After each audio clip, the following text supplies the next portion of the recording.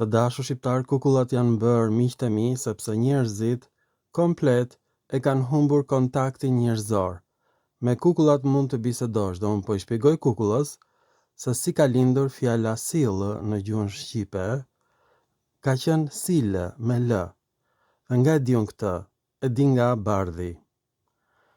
Prithti shqiptar që e ka përdor për herë të parë, në fakt ai ka përdor formën mbiemërore e sillme. Ç'është kjo e sillme? Përkon më të njëjtën mënyrë si u krijuar fjala ilaimi. Nga lalima, do thotë thashë theme në gjuhën greke, kjo ka dhënë ilaimi në gjuhën shqipe. Gjuha shqipe përdor parafjalë për të krijuar nyjat. Përdor parafjalën in për të krijuar nyjen i, përdor parafjalën e nga en për të krijuar emra të gjinisë femërore. Përdor parafjalën të për të krijuar emra të asnjansit. Dhe unë e di këtë me fjalën e buzukut të lajm. Përkon me greqishten talalima. Kukulla e kupton, shqiptarët se kuptojnë. Pra shqipja nxjerr emra nga mbiemrat. Fjala e sillme në gjuhën shqipe nuk vjen nga fjala sjell, siç mendon e Qerm Çabej, por vjen me një mënyrë ndërtimi të ngjashëm me gjuhët slave.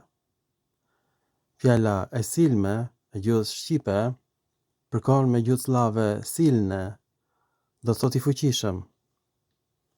Kjo fjalë, sila, fuqi, ka dhënë fjalën ushqim në gjuhën polake, posiłek,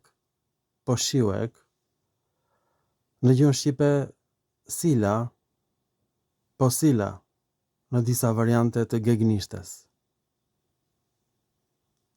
Pra gjuha shqipe e ka marrë këtë nga gjuhët slave, me kuptimin fuqi e ushqimit në mëngjes, dhe është bërë ushqim vetëm në gjuhën shqipe dhe në gjuhë slave të Europës qendrore, jo në serbisht, jo në gjuhën kroate, por në gjuhën polake dhe në gjuhën sorbian.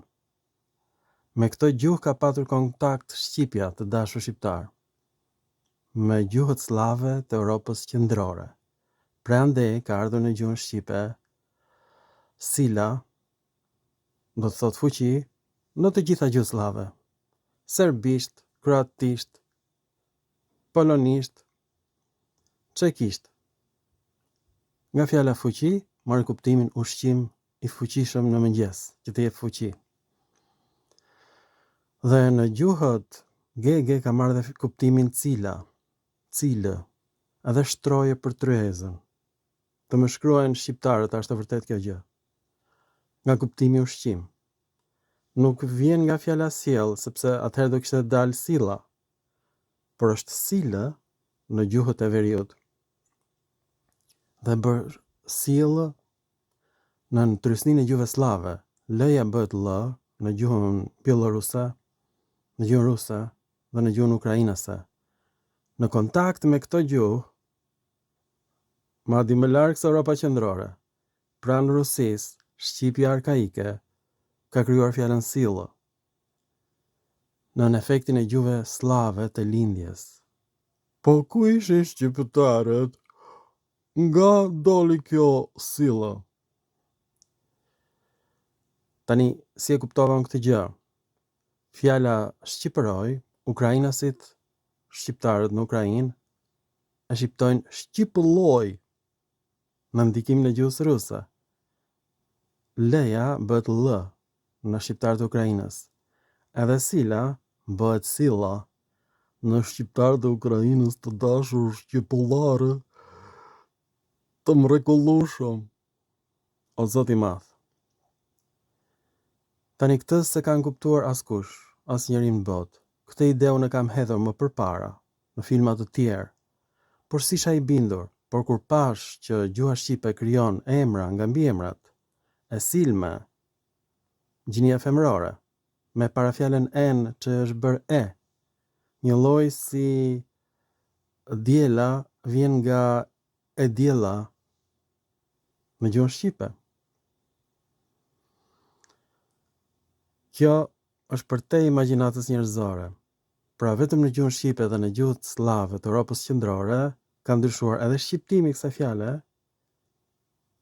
leja në l, edhe forma mbiemërore silme në shqip, silne në gjuhët slave, por edhe kuptimi i fjalës sile, fuqi dhe ushqim është bërë në gjuhët polake dhe shqipe. Nuk ta merr mendje sepse ti mendon që shqiptarët kanë banuar vetëm në Shqipëri. Dhe jo që kam patur kontakte me slavët, me rusët, me bielorusët të dashur shqiptar. Gjyshërit tanë të dashur kanë qenë të shtrirë deri në Europën qendrore dhe kjo provohet me toponime të gjetura në Gjermani, në Austri, në Bavari. Të dashur shqiptar, do t'i shikoni filmat e mi, do mbeteni pa mend. Pra, shqiptarët kanë qenë një popull shumë i madh dhe në kontakt të vazhdueshëm me slavët. Përfundimisht, fjala sile dhe cile do të thotë fuqi dhe prandaj u bë gjellë të dashur shqiptar në gjuhën shqipe dhe gjuhën polake. Ju falenderoj për vëmendjen dhe mirupafshim në filma të tjerë shkencor të dashur Pelazg nga Rusia, nga Ukraina. Mirupafshim në filma të tjerë shkencor.